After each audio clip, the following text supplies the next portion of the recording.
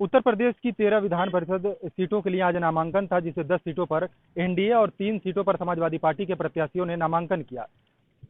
BJP ने पहले ही अपनी जो 10 सीटें थी, 3 बिहार में और 7 यहाँ पर पहले ही उसने घोषणा कर दी थी। और विधान परिषद में आज समाजवादी पार्टी के जो 3 प्रत्याशी थे, जो गुड्डू जमाली थे और बलराम यादव थे, और उसके बाद जो है किरण पाल कश्यप, जो कि तीनों जो समाजवादी पार्टी का जो पीडीए का नारा था, समाजवादी पार्टी ने उस पीडीए के नारे को बरकरार रखा है। तो ये बता दूं कि 13 सीटों पर चुनाव के लिए जो आज एनडीए के 10 प्रत्याशियों ने अपना नामांकन दाखिल किया। इनमें बीजेपी के साथ सुभाषपा से एक, आरएलडी से एक और अपना दल से भी एक एमएलसी उम्मीदवार ने पर्चा दाखिल किया। प्रत्याशियों के नामांकन के मौके पर यूपी के मुख्यमंत्री के अलावा कई कैबिनेट मंत्री भी मौजूद रहे। तय समय के मुताबिक सभी प्रत्याशी सुबह पार्टी कार्यालय पहुंचे थे।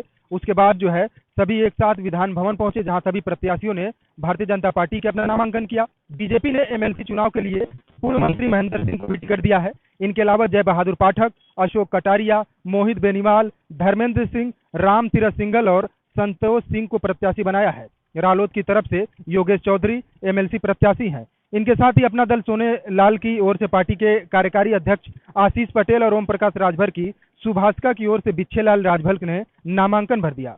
आज ही नामांकन की आखिरी तारीख थी। 12 मार्च को नामांकन पत्रों की जांच होगी, जबकि नाम वापसी की आखिरी तारीख 14 मार्च है। यूपी में 21 मार्च को विधान परिषद का चुनाव होगा और वोटिंग के बाद उसी दिन इसके नतीजे भी घोषित कर दिए जाएंगे।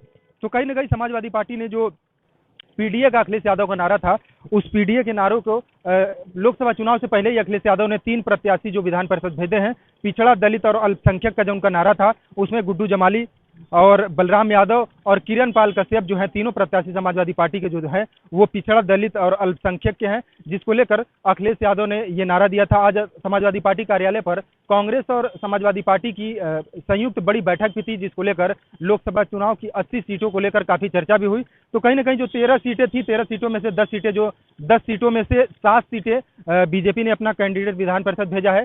3 सीटों पर बीजेपी की जो सहयोगी दल है, यानी कि सुभाषपा को 1 सीटें मिली है, आरएलडी को 1 सीटें मिली है और लोग अपना दल एस को 1 सीटें दी गई हैं। तो कहीं ना कहीं भारतीय जनता पार्टी ने भी अपने सहयोगी दलों को विधान परिषद भेजकर एक मैसेज दिया है कि आगामी लोकसभा चुनाव में उनके साथ मिलकर जो है, जो बीजेपी का मिशन 80 का जो सपना है, उसे भारतीय जनता पार्टी जो पूरा करना चाहेगी।